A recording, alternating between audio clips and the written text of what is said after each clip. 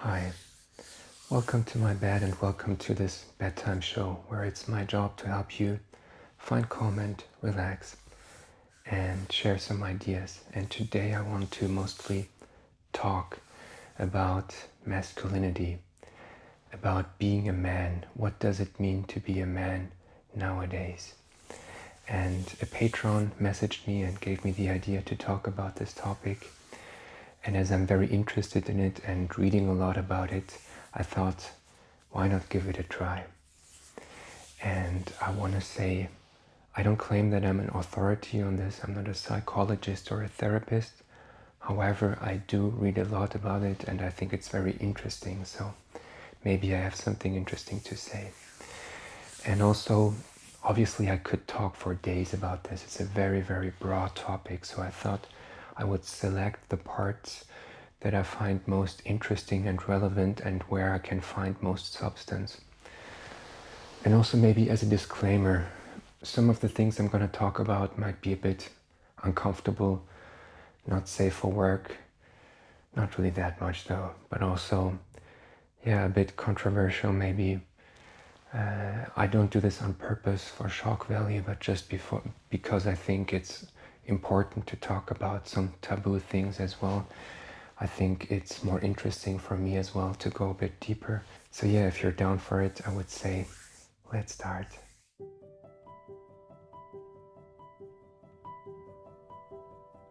Alright, just so I don't lose where I'm going completely, I thought I would structure this a bit.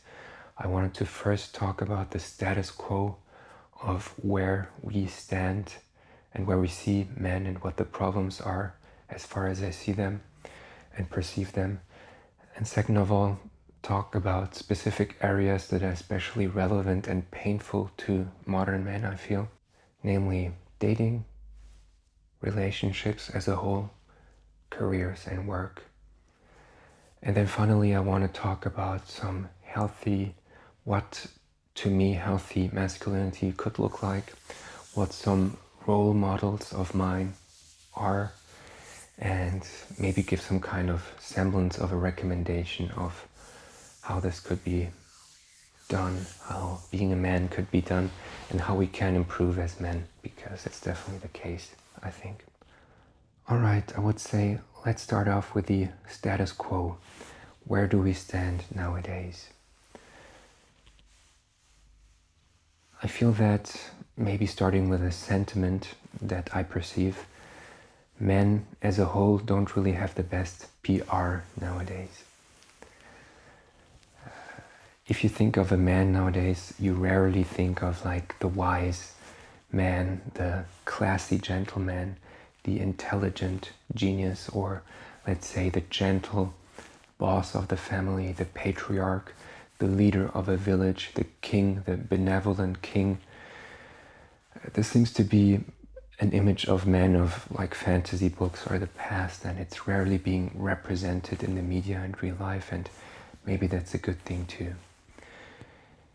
It also feels like men most commonly nowadays in advertisements and the media and films are being portrayed in a ridiculous caricature way of like the super insensitive, annoying, obnoxious family man.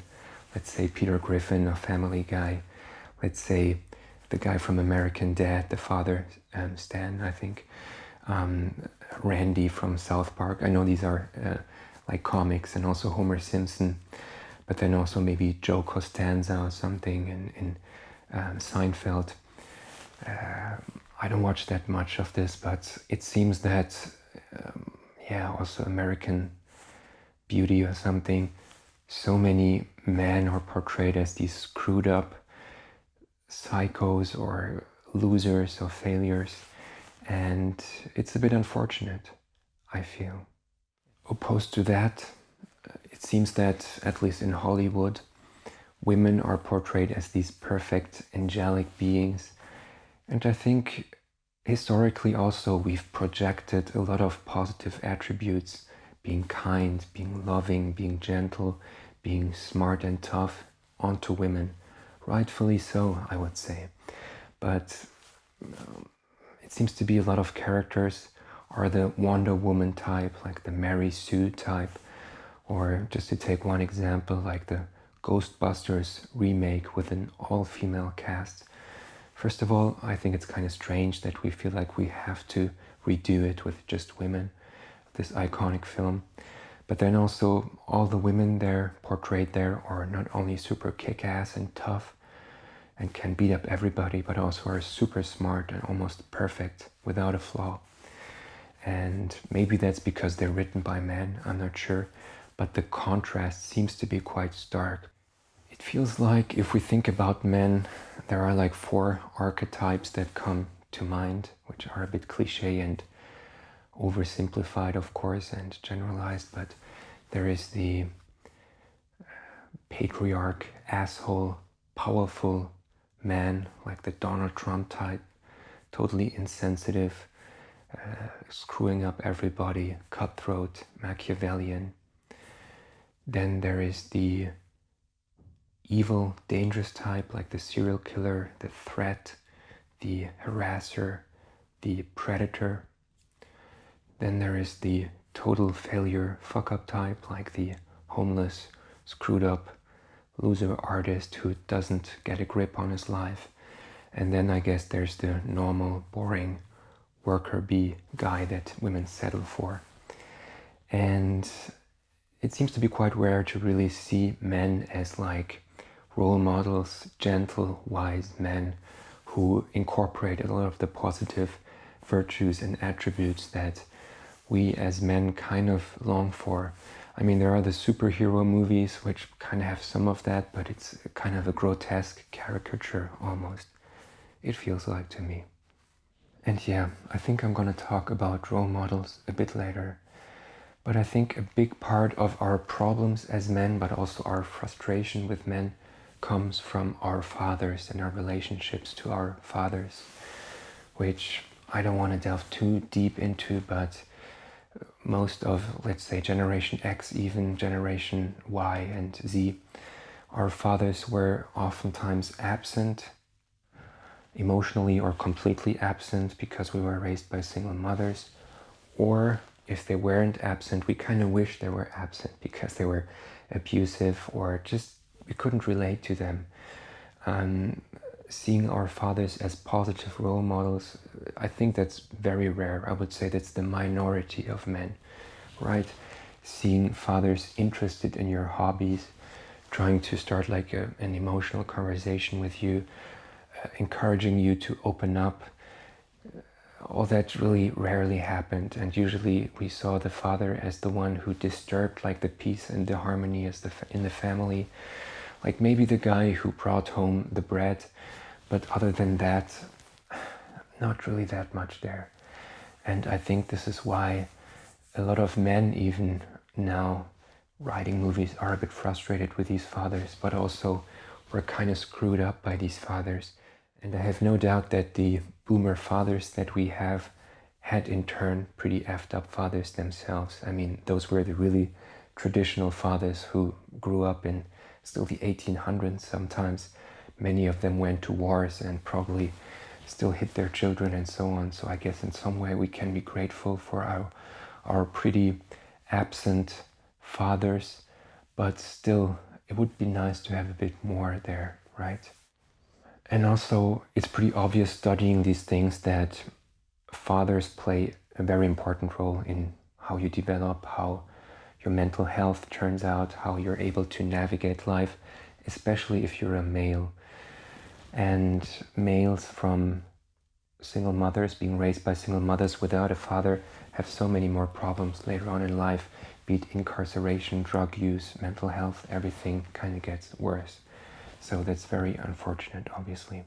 I think the archetypes I just mentioned, or this kind of cliche image of the weird, screwed up man, there is some truth to it. And I want to also say this initially. I think it's very good that there is feminism.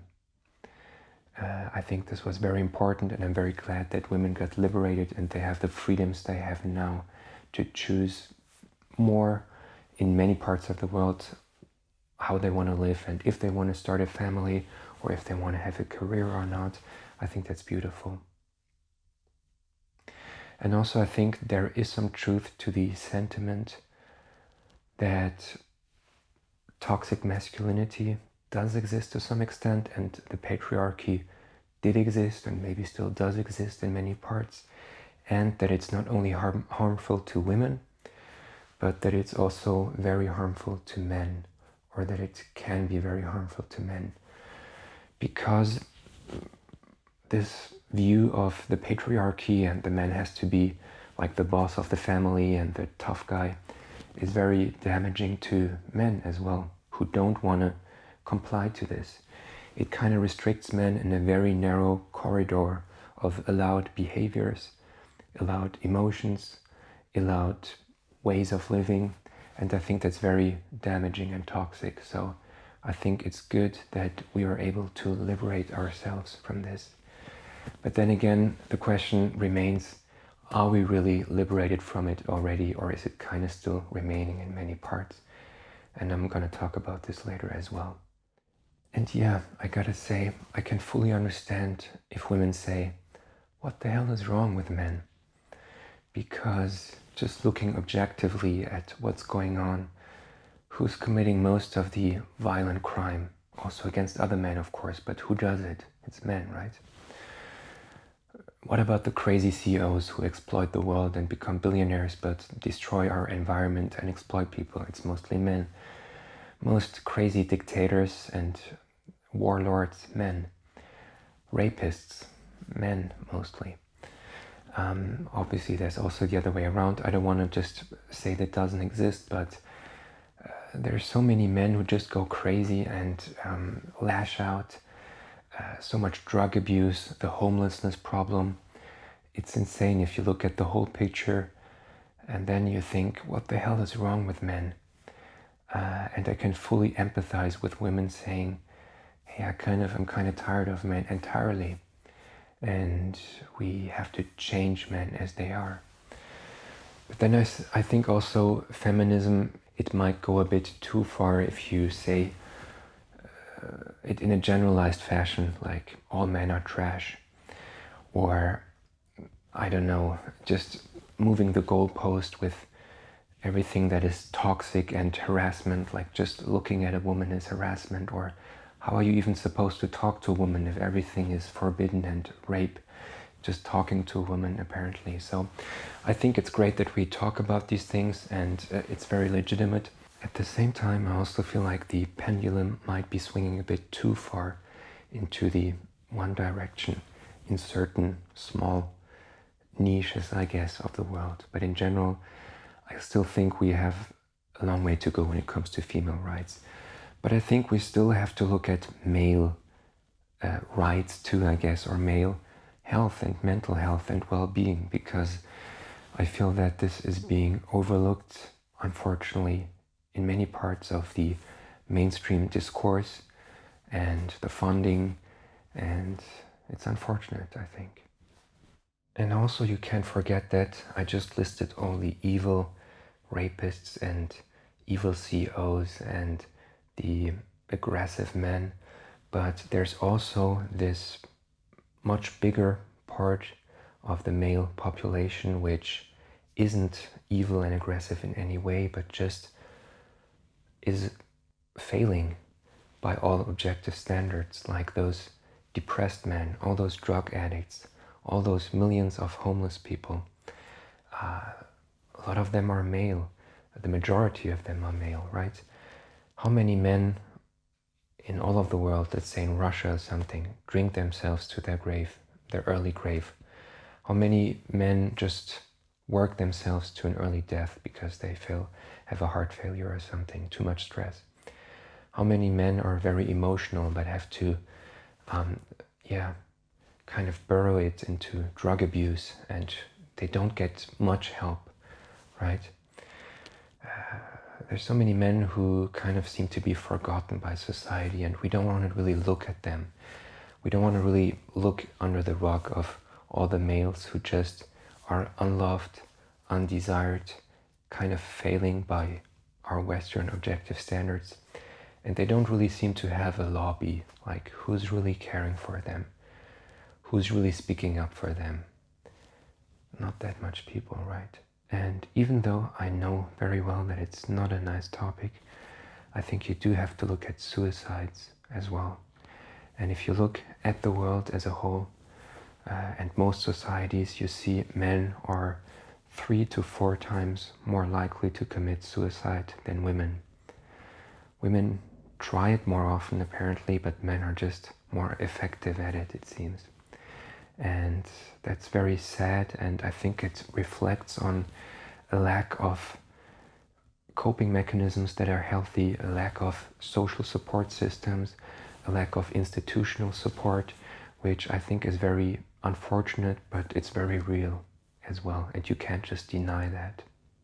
And also, if you look at it from a pure career perspective and economic perspective, it's obvious that men are falling behind as well.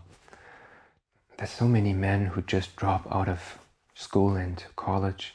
I think now more women graduate college than men.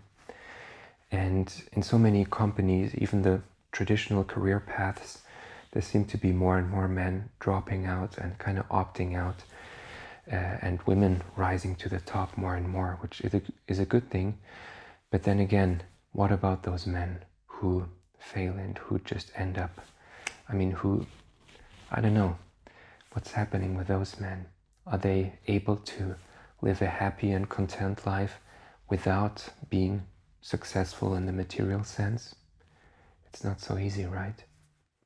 And all of this is kind of contradictory to this narrative that's sometimes spouted that men are inherently toxic and the patriarchy still rules everything, and that there's this male privilege that men inherently have.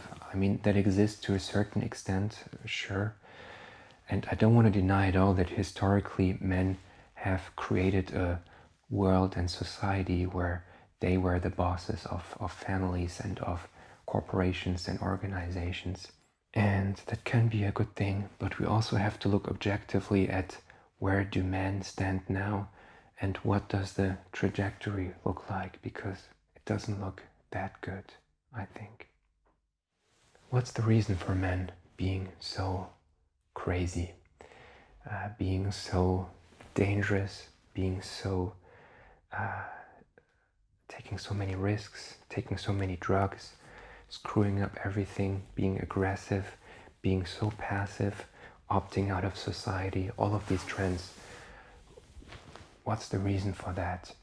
It's difficult, right? I think you can pinpoint 2 areas. 1, biological, and 2, institutional and cultural.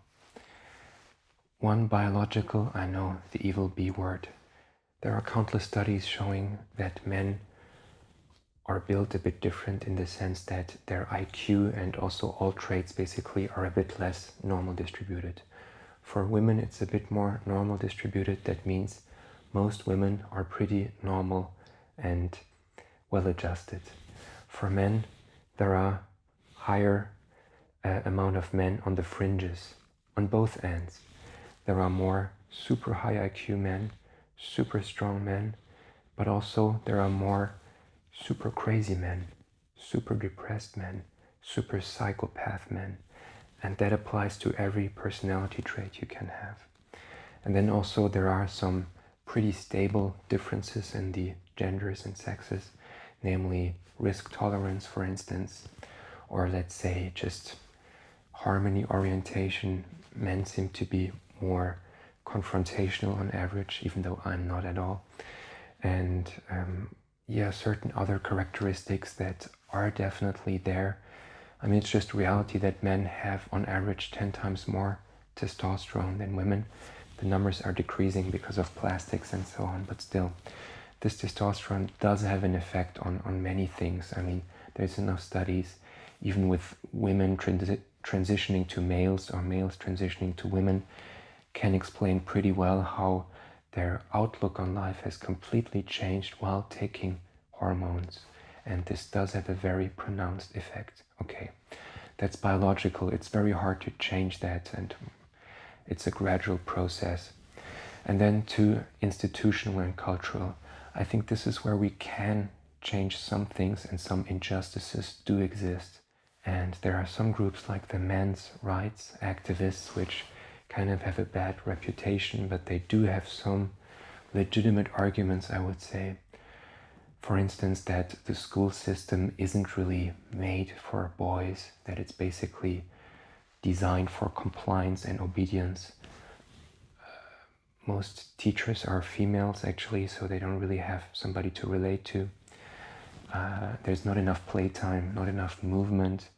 Also, you could talk about circumcision and how that's unfair to take a baby and just cut off part of their genitals, which is important for their sensation and their arousal, actually purely for cosmetic reasons, and religious reasons I don't care about, to be honest. So that's unfair. It's unfair that there are more groups nowadays, it seems, and institutions that help out women. In Germany, there was a Women's Day trying to encourage women to go into STEM. There are more scholarships for women, it seems. There are more mentorship programs. There are, in many parts of the civil service, let's say, but even companies, there are quotas for women, not only in politics, but even in larger companies. So there are many parts there where, even career-wise, if you want to elevate women, you gotta push down men as well, right? And sometimes it is unfair. And then if you look at help for male victims of domestic violence, male rape victims, there seems to be not that much existing. There are a lot of houses dedicated to like women's shelters, but there are almost no men's shelters. There's much more money going into breast cancer awareness as opposed to male prostate cancer awareness. I mean, none of my friends ever go to the doctor really, but most women I know go to the women's doctor, gynecologist, like very regularly. Why do we treat men like they're disposable and like they're not worthy? And then this also kind of continues when you look at divorce law. Men in general, on average, that also has to do with who they pick as partners or who women pick as partners, have to pay child support and spousal support. And it's very rare that the man gets the kids after a divorce. And also there are studies that show that men get higher sentences for the same crime as women. And all of these are structural things that I think should be addressed and can be addressed to make the world a better place, not only for men, but for women as well, because everybody profits if we have good, healthy, empathetic men in this world. And the cultural aspects, I guess they're harder to change and it takes a longer time. I think nowadays as a man you don't have to be this James Bond anymore, but still I think the options you have as a straight male are pretty limited still, and it's very slow that we can make progress, and that it's legitimate to maybe not have a family or not have a career as a man and have female hobbies. I think that a problem in general is that we have a hard time sympathizing with men. And there's studies basically showing that it's much more effective if you're an NGO, if you put a little girl on those flyers saying, hey, please give some money, instead of a little boy. If we see a little boy suffering or a man suffering, we kind of like have an easier time being okay with it than if it's a woman or a little girl suffering, right? And there are also some deeply ingrained reason for this, I think. There is such a thing as a in-group bias of women, I'm sure. It does seem to be that if a woman sees another woman getting hurt or something, or I don't know, some kind of danger, women automatically side with the woman. Or even if you don't really know what's going on, women are generally, it seems, going to side with a woman because you feel like there's a sisterhood there. But as a man, that doesn't really exist. On the contrary, it seems to be that there's some kind of Schadenfreude, that we kind of like to see other men suffer. Maybe it's because of this social hierarchy, this weird lobster thing, that we kind of think, hey, it's one less competitor if this guy screws up or gets beaten up here. And that's very unfortunate, and it's hard to change. I think if you want to pinpoint the problem, many men feel that they don't have an inherent value. They feel that, okay, women are human beings, men are human doings. We have to, by being super beautiful or super successful as men, prove our value. As women, maybe just being mothers, being able to have children, having this inherent beauty and being desired for that beauty, that alone, I guess, can be seen as worthwhile and worthy. But for men, it seems that most of us feel that we don't have that inherent value. And we have some sort of shame if we are not able to prove our value in today's modern world. And that's, to a large part, I think, our problem. I think also many men feel that women are kind of indifferent to our problems. Like, I think definitely when I read online and on Reddit, I see some kind of hostility and desperation about like, yeah, women don't care about us. They just want us to be useful. They don't see us as humans. And I don't say there's no truth to that. But at the same time, I feel that we men have to also take things into our own hands at some point. But yeah, a key question remains to me, if we live in a world where men are only respected as human beings if they are useful, what if there is no way for them to be useful? What if they don't find a way to prove their worth? Alright, now that we talked about the status quo a bit too long, I guess, I want to talk about dating, which I think is a very fascinating topic. And I gotta say, I'm kind of out of the loop and out of the market because I've been in a committed relationship for 7 years. But still, I can very much empathize with people who are struggling now with the dating market and the online dating, because I'm reading a lot. I'm talking to a lot of friends who have struggles dating. And this is why I do empathize a lot with men who struggle with dating. Of course, women have their struggles too, but now I want to kind of focus on men. I think we men in modern times, we're kind of in a weird situation. On the one hand, we're still measured by how successful we are as men sexually. Like, if you don't have sex by this age, you're a loser. If you don't get some women, you're kind of a loser. And the insult of incel gets thrown around quite a bit, even by women. And if somebody is kind of, a man is kind of acting up, you generally would say he's a virgin, he must be a virgin or a loser or something, which is kind of a weird insult, right? So in a way, a lot of men still derive their self-worth from how successful they are with women. So kind of like the ideal is being kind of like a James Bond womanizer. On the other hand, we get this message that we shouldn't be approaching women. We're the predators, we're dangerous. We should be restraining that masculinity, that active energy. We shouldn't be just approaching women in a bar or in a shop. That's actually abuse, and that's kind of like microaggressions or whatever.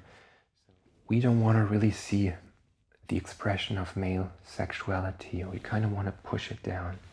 And this is why I feel a lot of men are very confused nowadays how to go about dating, because it's a very important part of our lives, right? Because I'm not talking about casual dating so much, but also the relationships and starting a family. How is that even supposed to work in today's day and age with Corona and lockdowns? Because on the one hand, we're being told that we're these predators, like in the Gillette commercial famously, don't walk after that woman. At the same time, it seems that a lot of women still expect us to be pretty traditional, in that we're stoic, in that we're confident in the way we look. And there seems to be, on the surface, this narrative that we can be androgynous and emotional and kind of dress however we want. But is this really the type of man that a woman is going to choose? I have my doubts. It's not really obvious to me that this is true. I know this is going to be a bit controversial and dangerous, but I gotta say, I do have empathy with those young men who do struggle with dating nowadays. And I do see that it is difficult for certain types of men, let's say short men, ethnic men, men who are not that confident, introverted men. I do definitely see that it's harder for them. It can be hard for women too, but I'm talking about men here. And especially since nowadays dating has mainly moved to online dating, this has become exacerbated, I feel, because it has become much more superficial and winner take all. Especially in the lockdown time, how are you supposed to meet women if not for online dating, Tinder, Bumble and co, right? And I think I've read nowadays online dating is the most common way to meet and to date. It becomes clearer and clearer that the experience that men and women have with online dating is very different. For women, it's overwhelming. The guys are kind of weird and creepy, and the guys aren't super high quality, it's what they usually say. For men, it's super depressing. I don't get any matches. Unless you're very good looking, it seems to be the common denominator that online dating is just super, super harsh and cruel. Because if you don't believe me, you could do an experiment at home. I didn't really do it myself, but there have been experiments done. Just make a Tinder profile with what you would perceive as an average male, and make a Tinder profile as what you would perceive as an average woman, and just see what the results are with the swipes. I would bet that in most countries in the West, you would probably get maybe 50 times more, maybe 100 times more messages and swipes as a woman than as a male. And there have been some studies which I'm not 100% sure how accurate they are, but with OkCupid that basically show that women rate 80% of males on OkCupid as below average, whereas males rate women pretty much with a normal distribution. Is it possible that women get so many messages and so much attention on social media that their standards kind of skyrocket? I mean, it's a very common talking point that women have become quite entitled due to all the attention they get with social dating and online dating, because they kind of feel that if they once got a date with a Brad Pitt, now they should always get a date with a Brad Pitt, and they don't really want to settle with what they call their looks match. It's pretty interesting to read on these different subreddits. Sometimes they have their own lingo, which is like chat and incel, looks match, and forever alone, and all these different words that they use, which in and of itself can obviously become a toxic echo chamber, and I don't really recommend men from spending too much time there. However, it seems to be that men and women employ a different strategy when it comes to dating, which has become obvious and exacerbated with online dating. Men seem to cast a wide net, which means in real life swiping right mostly on Tinder, saying I'm interested, and then maybe weeding out and filtering out. But women seem to be the selectors, having pretty high standards for what they're looking for in terms of looks, in terms of personality and so on. It's pretty rare that you're gonna see a man who is saying on his Tinder bio, I want a woman who has this size with this type of cup size and this type of ass and this type of career.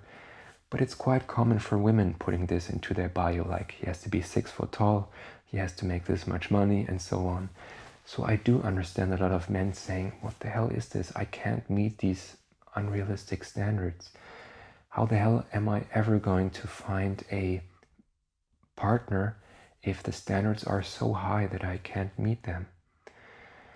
It feels that the dating market, like especially the online dating market, like internet as a whole has become winner take all. That means a small minority of very good looking men kind of monopolize the market. If you look amazing, if you look like Brad Pitt or whoever is super attractive nowadays, you can easily date hundreds of women every year, and even the ones in the next town and the next town. But this way, obviously, you're kind of crowding out the other men. You take away the dates from the other men who would maybe be actually interested in a serious relationship. And that's very unfortunate. But if you look also at these athletes and these rappers who have babies with 10 different women, wouldn't it be better if these women would have gone for maybe a normal guy who is their equal and their peer, and who would be a father in the life of the kids? I don't know, it's a very, very complex topic, obviously, and there's different sides to that, and the men are at fault as well. Why don't the men get restrained too? But I think religion was a very important factor in this, in limiting men to only one woman, at least in Christianity, but also in kind of enforcing monogamy. And some men think that this would be the solution, to enforce monogamy again, but I think that's very difficult to pull off nowadays. And yeah, to me it's remarkable that despite all the progress we've made, if you look at how different men and women operate in this segment, it's quite striking to me. If you just look, for instance, at OnlyFans, how much money some of these women make. They make millions and millions, and how much value their just pictures of their bodies have, and some attentions that they give, and the kind of weird toxic relationships that form there. Or what you could also, if you still don't believe in the Matrix, so to say, you could also look at how the gay community operates, look at gay clubs or gay cruises, as opposed to lesbians, and how they are different. And then you should notice, like time after time, that men and women seem to be operating very differently. Maybe it's culturally, but maybe it's deeper than that. I think where I want to get at is, no matter how progressive and feminist and equal our society claims to be, this liberation doesn't really seem to exist yet for men. That means, on the surface level, in mainstream media, we tell men, show your emotions. It's great to look and dress however you want. We gotta have more body positivity. You don't have to be this toxic masculine guy. But in reality then, we see those same women who write those articles and say those things with typically male guys that look exactly like those James Bond caricatures of the superheroes. They're tall, they have a chiseled jaw, they're handsome, they're muscular, they're very self-confident, they're not nerds, right? And maybe that's the thing that's slowly changing in some parts of the world, of the Western world, but as a whole, it doesn't seem that women really apply this body positivity and this inclusiveness to men. And also, as a kind of interesting side note, if you look at bisexual men and if you talk to bisexual men, they're gonna generally tell you that they have a very hard time dating women, and they generally hide the fact that they're bisexual if they go on dates with women. Why? Because women are kind of grossed out by bisexual men. That's the way they say it. Women are, progressive women are obviously gonna say, no, it's just that I don't want to share my man and so on. But even if in the past you, let's say, had an affair with a man as a man, it's gonna kind of lower your market value when it comes to women. And I think there are more deeply rooted reasons for that, which are kind of like a toxic masculinity propagated by women. I think women are, on a visceral level, still kind of turned off by men kissing other men, men being caring with other men, and then also to go a bit more deep, and that's NSFW, men being the bottom, the idea of a man being the bottom and then being this traditional man to woman seems to be very off-putting. And so maybe just as a challenge to progressive women, would you be open to dating a bisexual man? And could it be that a big part of this toxic masculinity that you lament so much is propagated by you because you do not accept anything when it comes to human behavior or male behavior that goes out of this box of personality and attractiveness?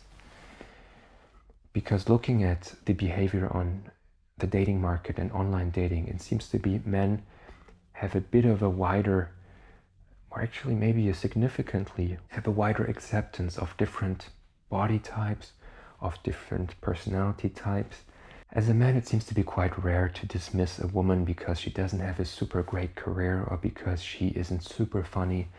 And also, and this is a bit against the prejudice, talking to my friends, it's quite rare that they say she does have to have this kind of cup size or she has to be blonde or something. That's quite rare.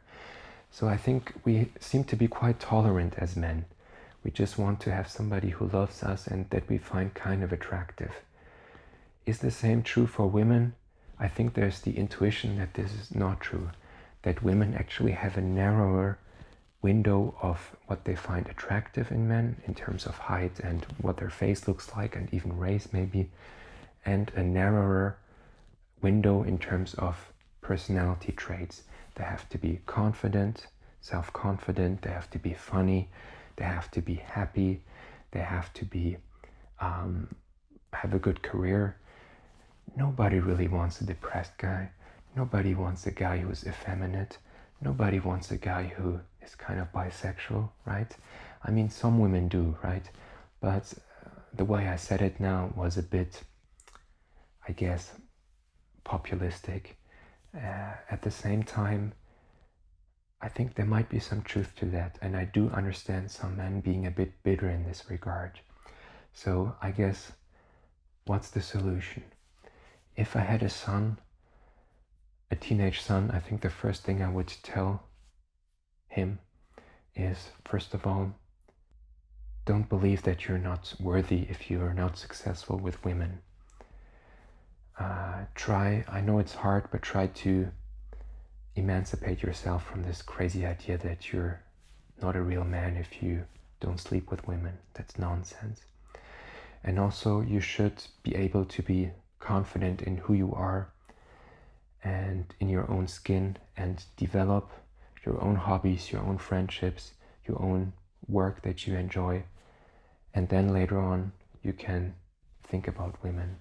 And honestly, I wouldn't even think about dating seriously so much up until your late 20s maybe, but I don't know, I'm not sure. But then also, if you want to find love, you gotta get out there and look at the right places. Maybe not look at the bars and the clubs.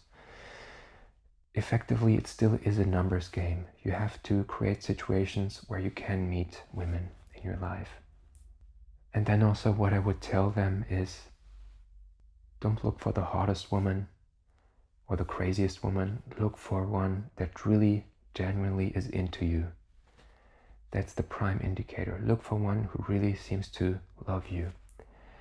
And not one that loves like a caricature of you, not one that expects you to pay for everything or one that expects you to be always super self-confident, but one who really you feel like loves you the way you are. I know that sounds super cliche, but maybe that woman does exist. But maybe that woman doesn't exist. I don't believe there's like a lid for every pot. I think that's some blue pill, as they call it. And some men are better off alone, and that's okay too. But okay, this was dating. Tell me if you agree or if you don't agree. And I would say, let's go on to number 2, relationships. I'm trying to keep this a bit shorter, but I think it's obvious that most men that we know, but also ourselves, it would benefit us if we had a close, tight-knit social group that supports each other. Not that many men have that, especially adult men. If you're young in high school and if you're in college, it seems to be easier, but the more you age, the harder it seems to be to keep these relationships. And these can be relationships with men, but also with women and our parents and our relatives. It seems to be usually the job of the women to keep the social group together, which is not great, I think. I think a lot of men would benefit from having good friends. I think it's kind of unfortunate that male spaces, as they did exist back in the day, kind of eroded and were kind of banned in many places. Sports teams, which do still exist, I guess, but maybe even Boy Scouts, which now are not only Boy Scouts, or let's say back in the day there were these gentlemen clubs where men would just hang out with other men and talk and smoke cigars and play poker or something. And I think there's something to be said for these male spaces. They don't have to come back. I don't think they need to be male-only clubs. But I think there is something to be said for having certain spaces where you can talk with men, because the way you talk with other men is different to the way you talk with women. Seems to be this way, at least. We have a bit of a harsher humor, but it seems to be that the way we relate with other men is less so with just having a phone call, and more so we seem to be bonding over activities. So maybe over a game of golf, or maybe over having a dinner. Unfortunately, I feel that it's very hard for us men to just pour our hearts out to our friends, and this is the main reason why so many men drink so much alcohol. Instead of saying, hey, want to talk about our deep problems, we say, hey, want to go to the bar and have a drink? And then after the fifth drink, we end up maybe having the courage to open up, which is kind of unfortunate, but it's just the reality. So maybe we as men can find the courage to open up without having to get super drunk.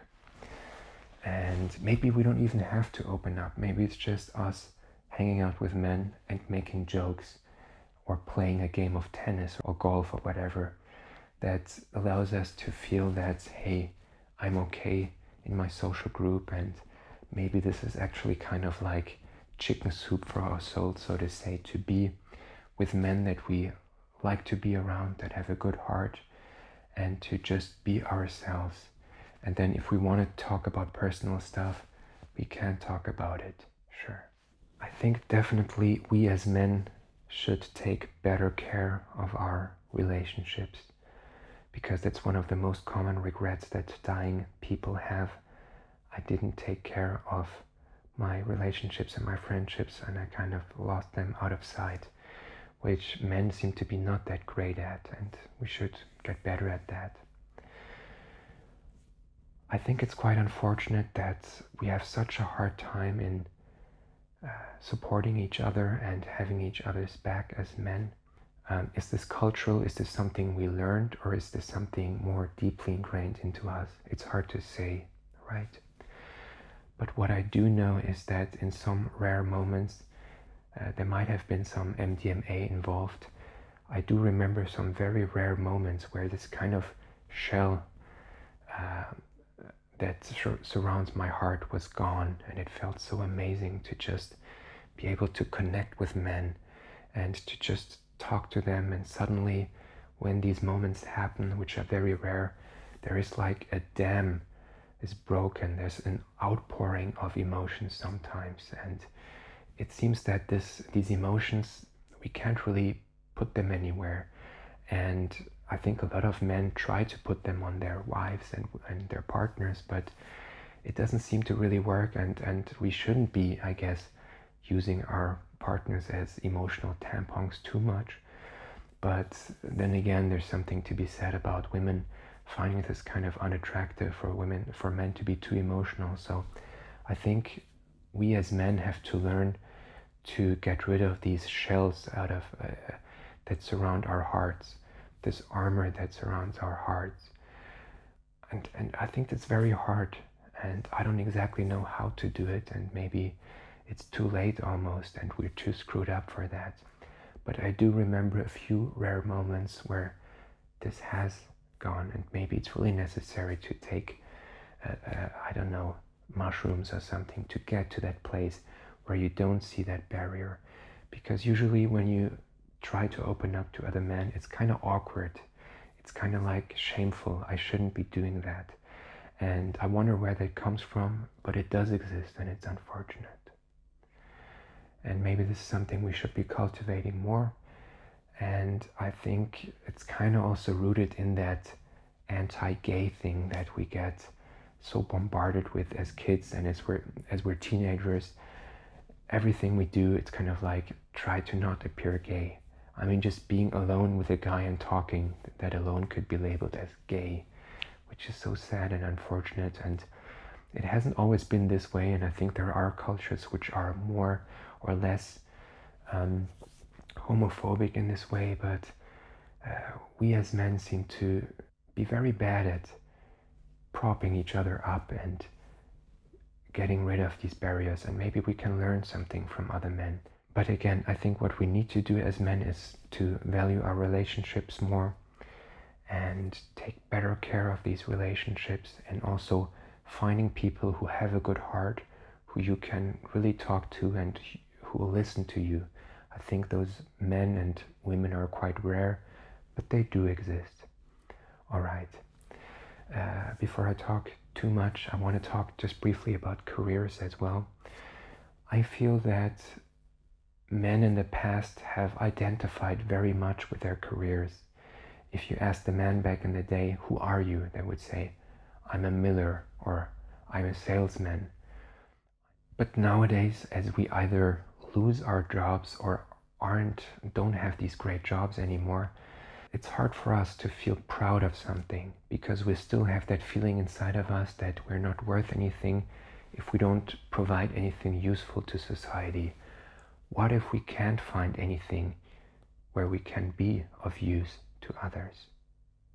That's the critical part, right? Because with automation happening, with more and more men opting out of education and trades, what's there left for them to prove their worth? It's not obvious, right?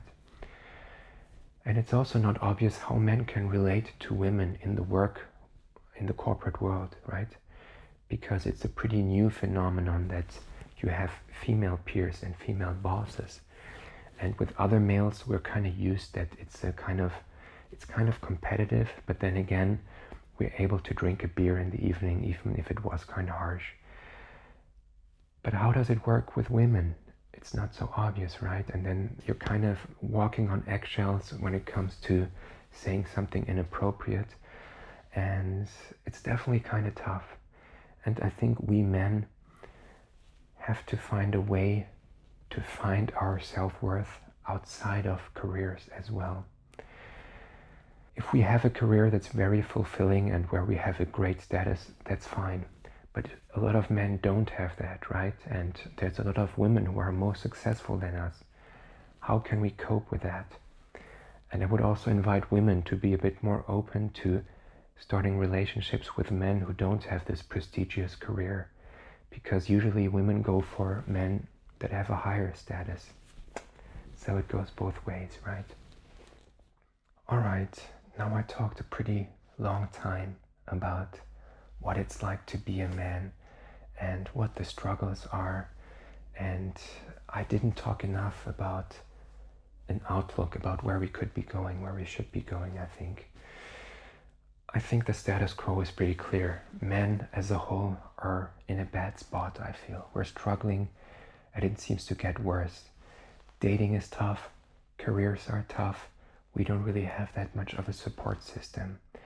We get lost in video games, we watch too much porn, we have unhealthy coping mechanisms, we do too much drugs, too much homelessness, too much suicide. It's not good. I think what's really also unfortunate is that there's not that many positive role models that you could be looking up to, right? Where is this charismatic, good-hearted leader that we can look up to? And maybe it's wrong to look at stars and celebrities because they are usually kind of narcissistic, or they have some kind of inherent trauma that they even became these kinds of stars. And I don't generally see athletes as great role models, even though there are some good examples like Wonderboy Thompson, for instance, who I like. I gotta say, I thought for a while about possible role models, and it was kind of difficult for me to find any. One that maybe came to mind is Tyler, the Creator, who's kind of a rapper, R&B creator.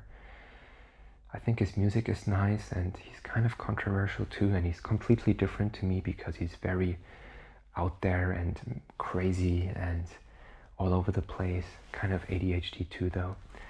But I think he's just very courageous in redefining what it means to be a man, because he kind of, in his newest album, suggested that he might be at least bisexual, which in the black rap community is kind of a no-go, right? It's a taboo to be into men in this world, it seems. Showing like his videos with male models and everything, I think that's just super courageous. And also the music he makes is very courageous. The comedy he makes, the way he lives is very courageous. His fashion is very courageous. The way he dresses.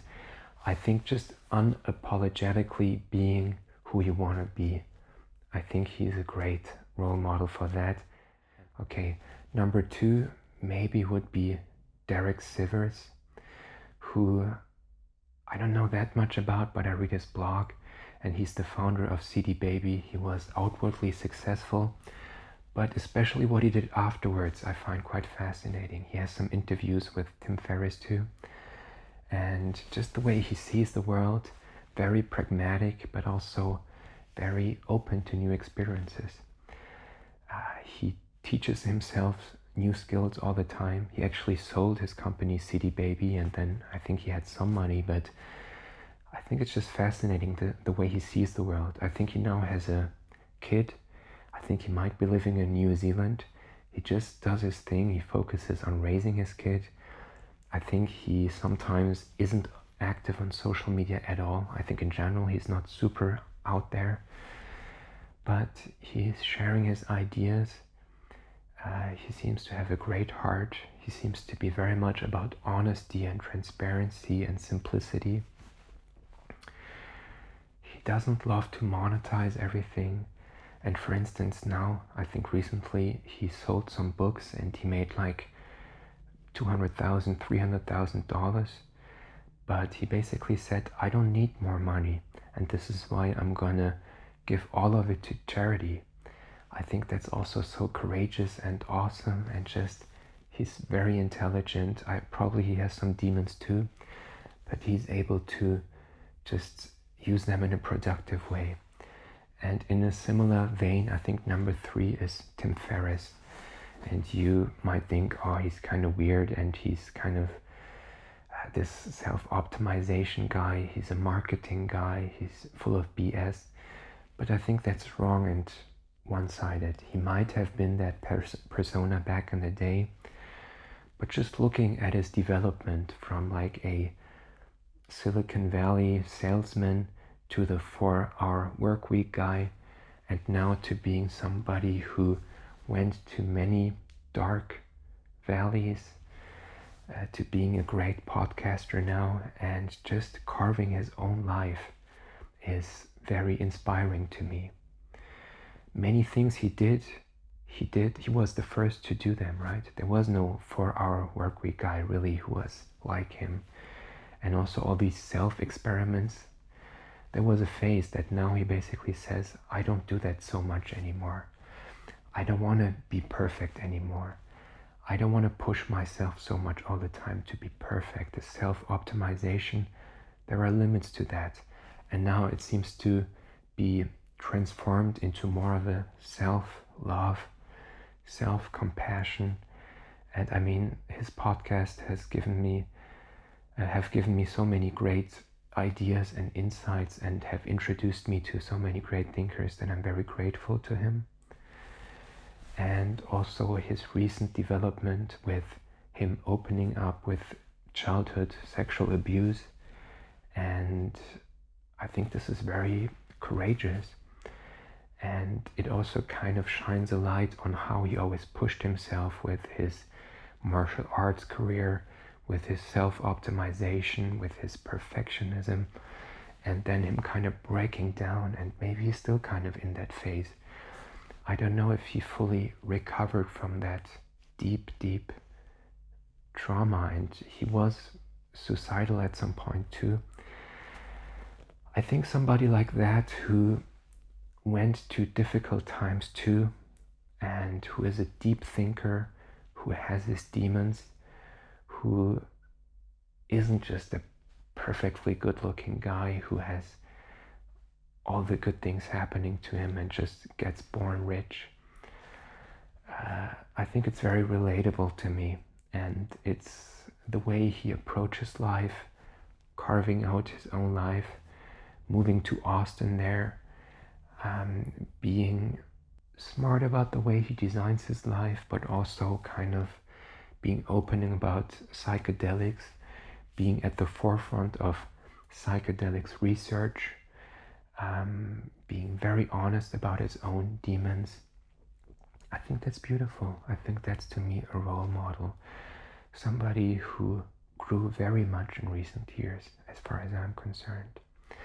He's probably not perfect. Nobody is perfect. But also the empathy he shows in interviews, I think, is amazing. And it's kind of a new model of a man. It's not a man who is super stoic, who is perfect, but a man who is careful in his words, who is not brash and loud and obnoxious, who is empathetic, who is sensitive, who is still successful in what he does. And even though you might still think he's kind of a hack, I do have a lot of respect for him, and to me, maybe he's kind of a role model. But to be honest, I don't really think about role models all that often, because I feel that I almost have to carve my own path. And this is maybe my closing statement about what it's like to be a man. I think we as men have to carve our own path. We have to be comfortable enough in our skin. I think it's good that we emancipate ourselves from this old picture of how a man has to be like: stoic, patriarch, always happy, or let's say not showing any emotions ideally, super strong physically, super heterosexual, whatever, screw that stuff, okay? At the same time, we do still exist in a world that mostly is made where you're expected to be in a certain way, to behave in a certain way as a man, where the only emotion you're supposed to express as a man is anger or stoicism, or maybe making jokes. That's like the three modes. I think it's good if we change the institutions a bit in this regard and give more resources and attention to men's struggles and to men's mental health too, and to systemic disadvantages. But eventually I feel that we men have to solve our problems ourselves. I think this is my intuition, I don't know, because no institution can make it that you start to love yourself. And I think this is probably a process that's going to take generations and generations to really come into fruition. But I think we can start now. I think we can start now to really give ourselves the self-worth that we're looking for externally. Because I feel that it's a rabbit hole that goes nowhere, looking for our worth in careers, looking for our worth in love, looking for our worth in sex. It doesn't work, okay? If you look at super successful people, they usually still have that black hole inside of them. They still aren't there yet. If you look at Elon Musk or something, whatever. And I think we gotta learn to love ourselves, and this means accepting our flaws. Right now, it seems that we're very shameful about our flaws, about our physical flaws, about our personality flaws. I'm not sure why that is, but we're not really allowed to vent about them, to say, hey, I'm kind of lonely, or hey, I feel ugly.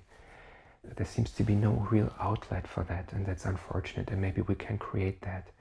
But it has to start with self-love, it seems. And that means don't be so hard on yourself.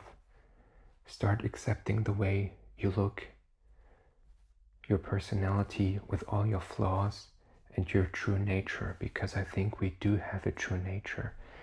And it's possible that your true nature is that of a James Bond, super self-confident, Chris Hemsworth kind of guy. But it's possible that it's very different, that your true nature is one of a sensitive, deep thinker who's introverted, who loves nature. And it's harder if you're that, right? It's harder to be a man and be introverted and sensitive, but there is a place for us, and we have to start by being honest about that, accepting ourselves in this way, and then we can maybe start with helping out other men in finding and being more comfortable in their own skin in this way. I think it's good if we see other men more as brothers, if we see friends struggling to reaching out to them. I think this is something we should do more once we have nourished our own souls. I think it's great if we can tear down those barriers we built around our hearts. Maybe psychedelics can help you, maybe therapy can help you, but I feel that for me personally, talking is not always the solution. I'm not convinced yet that just communicating is the end-all be-all, because it rarely happens that if I just pour my heart out, I feel better afterwards. Maybe and this is why I'm not 100% convinced that therapy is for everyone, but maybe ketamine therapy or MDMA therapy or LSD therapy can help in tearing down those fortified and calcified barriers we built around our hearts, so we can be open again and embrace other men and not see them as a threat, like, oh, this guy could be, I have to protect my fragile heterosexuality. No, I can just be loving and whatever.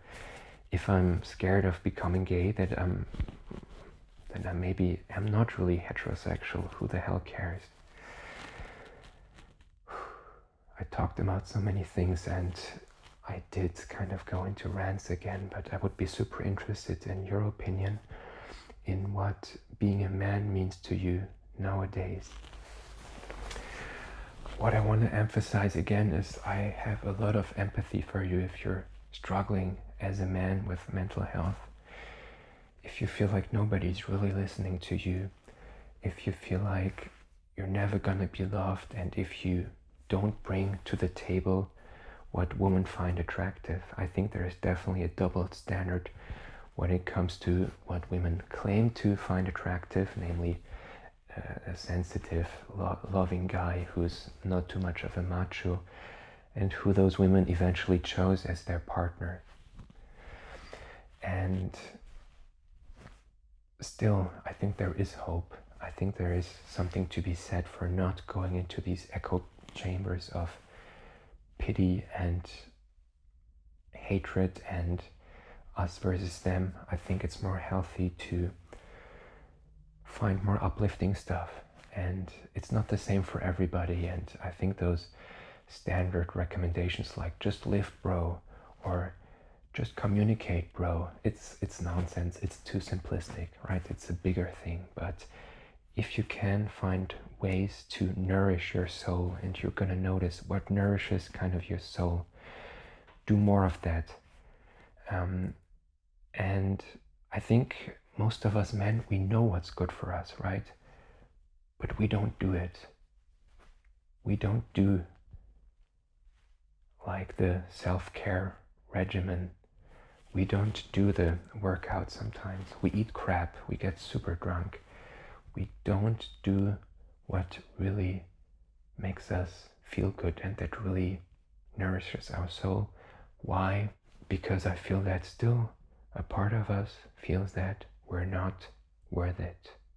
And this is the key part where we have to start. And I think nobody can give you that permission. You have to do that yourself. It's like the L'Oreal slogan, because you're worth it. You should eat good foods because you're worth it. You shouldn't be in a toxic relationship because you're worth it to be loved and in a healthy relationship. And it's possible that due to your circumstances or due to the cards you've been dealt, you can't have this crazy luxury life, this amazing career. You can't live like a playboy, but maybe you don't have to. Maybe it's not all it's set out to be. I think all of us can make the best of the cards we've been dealt. And I know it's confusing as a man nowadays. Should we be this macho guy? Can we even still talk to women? Our sexuality is very much repressed, I feel that. We don't want to see male sexuality. We want to kind of push it away because it's kind of dangerous and scary to us, but it's there. And I feel that if some people and some feminists would prefer if we would just kind of castrate all men and just make them lose everything that makes them dangerous and unpredictable, and I don't know, it's hard to say. I think we as men have to lose our toxic shame about who we are, about our sexuality, about what we look like, about our quirks, and about all the ways in that we're different to this weird male ideal that's so narrow, this dumb prison about how we have to behave like. At the same time, I do see that society doesn't really value us kind of going away from this accepted set of behaviors, unless you're like a crazy eccentric artist or something. Or if you're gay, then it's kind of acceptable too. I think that sucks, and I hope that slowly and slowly and slowly we're becoming better men, and also becoming better fathers, that hopefully our sons will have an easier time to opening up with their friends. And I think there is some hope for that. Sometimes I'm a bit disillusioned that it's not going to happen, but sometimes I'm hopeful. And me being able to share this with you is something I enjoy as well. And probably this video is way too long already. And still, I had a good time sharing my thoughts. I'd be super interested in hearing your thoughts.